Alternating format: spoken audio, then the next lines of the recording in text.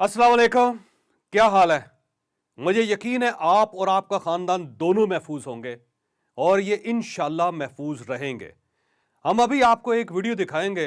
ये वीडियो यकीनन आपका माइंड बदल देगी और मुझे यकीन है ये आपकी ज़िंदगी को भी तब्दील कर देगी। लेकिन इस वीडियो पर जाने से पहले मेरी आपसे रिक्वेस्ट है, आपने अगर अभी तक हमारा चैनल सब्सक्राइब नहीं किया तो ये जो आपकी स्क्रीन पर एक रेड निशान नज़र आ रहा है, आप इसे टच कर दीजिए और ये जो घंटी का छोटा सा निशान नजर आता है आपकी स्क्रीन के ऊपर, आप इसे भी पुश कर दीजिए। ये फैसला आपकी जिंदगी को तब्दील कर देगा और यकीनन ये वो चैनल है जो आप और आपके अहले खाना की जिंदगी बदल देगा इंशाल्लाह, ये मेरा दावा है। रसूलुल्लाह सल्लल्लाहु अलैहि वसल्लम ख्वाब में आए और फरमाया, एक लाइफ चेंजिंग वीडियो। एक बुजुर्ग थे रबी बिन सुलेमान, ये हज के लिए जा रहे थे। उस जमाने में लोग काफलों में पैदल हज के लिए जाते थे। रबी बिन सुलेमान का काफला कूफा पहुंचा तो ये लोग जरूरियात का सामान खरीदने के लिए बाजार चले गए। रबी ने रास्ते में देखा एक वीरान सी जगह पर एक खच्चर मरा हुआ है और एक औरत चाकू से उसका गोश्त काट रही है। उन्होंने सोचा यह खातून शायद लोगों को मुर्दार गोश्त पकाकर खिलाती हो, लिहाजा वो टो लगाने के लिए चुपके उसके पीछे चल पड़े। वो औरत एक बड़े से मकान में पहुंची, दरवाजा खुलवाया और अंदर चली गई। घर में 4 लड़कियां नजर आईं। उनके चेहरों पर बदहाली और मुसीबत के आसार थे। औरत ने गोश्त का थैला लड़कियों के सामने रख दिया। रबी बिन सुलेमान का कहना था, मैं दर्जों से झांक रहा था, मैंने देखा अंदर से घर बर्बाद और खाली है। औरत ने रोते हुए लड़कियों से कहा, इसको पका लो और अल्लाह का शुक्र अदा करो। वो लड़कियां गोश्त काट कर उसको आग पर भूनने लगी। मुझे बहुत तकलीफ हुई। मैंने बाहर से आवाज दी, है अल्लाह की बंदी, अल्लाह के वास्ते ये ना खाओ, ये हराम है। औरत कहने लगी, तुम कौन हो? मैंने कहा, मैं एक परदेसी हूं। उसने पूछा, तो तुम हमसे क्या चाहते हो? मैंने कहा, मजूसियों के एक फिरके के अलावा किसी मजहब में मुर्दार का गोश्त जायज नहीं होता, लिहाजा ये ना खाओ। वो कहने लगी, हम सैयद हैं। इन लड़कियों का बाप बड़ा शरीफ आदमी था, उसका इंतकाल हो गया। जो तरका उसने छोड़ा था वो खत्म हो गया। सैयद किसी के सामने हाथ नहीं फैला सकते। हमें मालूम है मुर्दार खाना जायज नहीं होता, लेकिन यह जिंदगी बचाने के लिए जायज हो जाता है और हमारा 4 दिन से फाका है। रबी कहते हैं, उनके हालात सुनकर मैं बेचैन हो गया। मैं काफले में वापस आया और अपने साथियों से कहा कि मैं हज के लिए नहीं जा रहा। सबने समझाया लेकिन मैंने किसी की नहीं सुनी। मैंने अपना सामान उठाया, मेरे पास 600 दिरहम थे, मैंने वो भी लिए। मैं बाजार गया, मैंने 100 दिरहम का आटा और खाने पीने का सामान खरीदा और बाकी दिरहम आटे में छुपाकर उस खातून के घर पहुंच गया और अपना सारा सामान और आटा उसके हवाले कर दिया।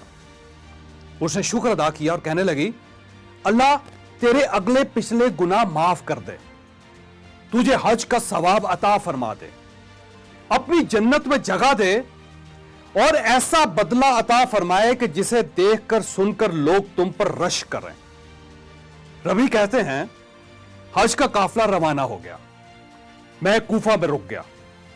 मेरा ख्याल था कि जब हाजी वापस आएंगे तो मैं उनसे अपने लिए दुआ करवाऊंगा।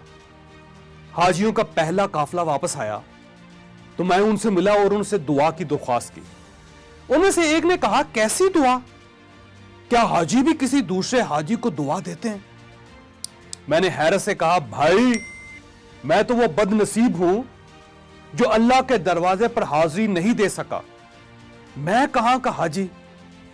वो लोग कहने लगे, बड़े अफसोस की बात है, शायद आप झूठ बोल रहे हैं या शायद आपका दिमाग चल गया है। भाई मेरे, तुम तो हमारे साथ अरफात के मैदान में भी थे और तुम हमारे साथ तवाफ भी करते रहे।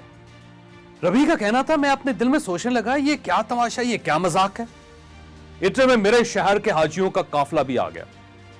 मैंने उनको भी हज की मुबारकबाद पेश की तो वो भी हैरत से मेरी तरफ देखकर कहने लगे, तुम हमसे पहले कूफे कैसे पहुंच गए? میں نے جواب دیا میں تو تم لوگوں کو حج پر روانہ کرنے کے بعد یہی رک گیا تھا. وہ بولے تم ہمارے ساتھ مذاق کر رہے ہو, تم ہمارے ساتھ عرفات میں بھی تھے اور تم نے ہمارے ساتھ رمی بھی کی تھی. ربی کہنے لگے میری حیرت میں اضافہ ہو گیا.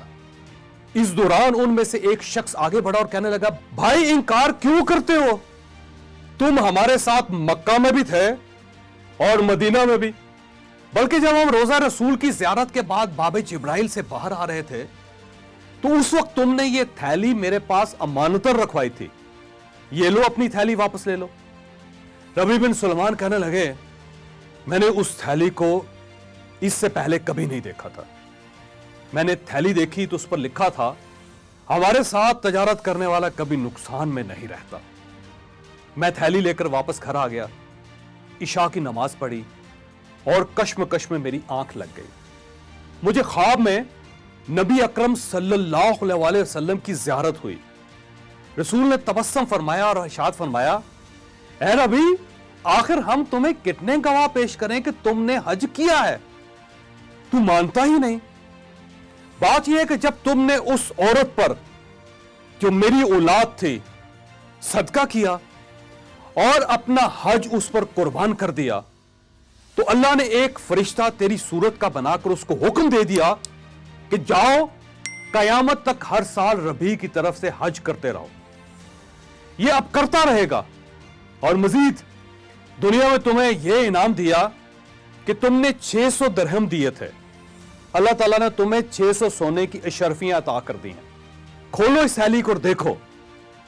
ربی بن سلیمان کہنے لگے میں جب سو کر اٹھا تو میں نے تھیلی کھول کر دیکھی, اس میں واقعی 600 سونے کی اشرفیاں تھیں. ہم الحمدللہ مسلمان ہیں, ہمارا ایمان ہے کہ اللہ تعالیٰ کے لیے ہر چیز ممکن ہے. یہ وہ کچھ کر سکتا ہے جس کا ہم تخیل بھی نہیں کر سکتے. ہم یہ بھی مانتے ہیں کہ اسلام میں عبادت کا درجہ 10% اور خدمت کا درجہ 90% ہوتا ہے.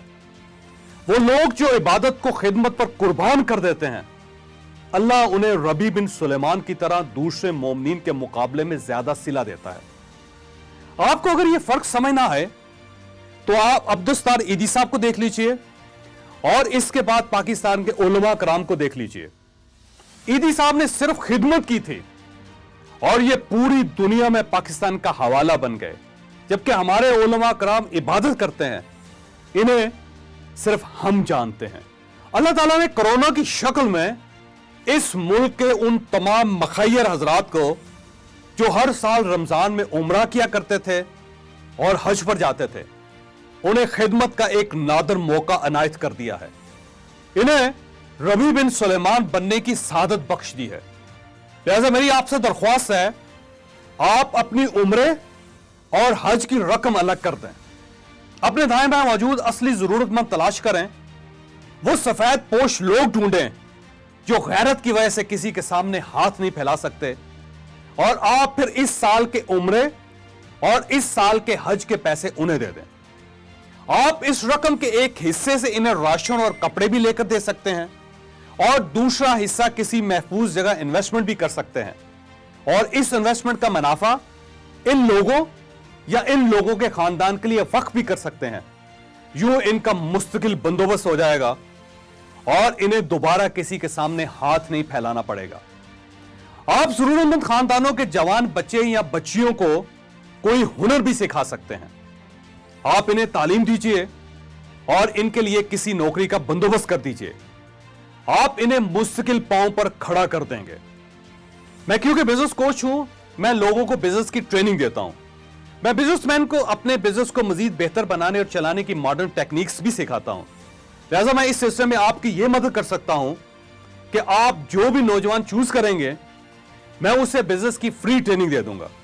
آپ اس سلسلے میں مجھ سے اس نمبر پر رابطہ کر سکتے ہیں.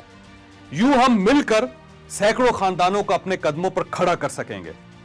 آپ یقین کیجئے آپ نے اگر اس سال اپنے عمرے اور حج کی رقم کسی اصلی ضرورت مند پر لگا دی تو اللہ تعالیٰ آپ کے کاغذ کے نوٹوں کو سونے کی پلیٹوں میں تبدیل کر دے گا.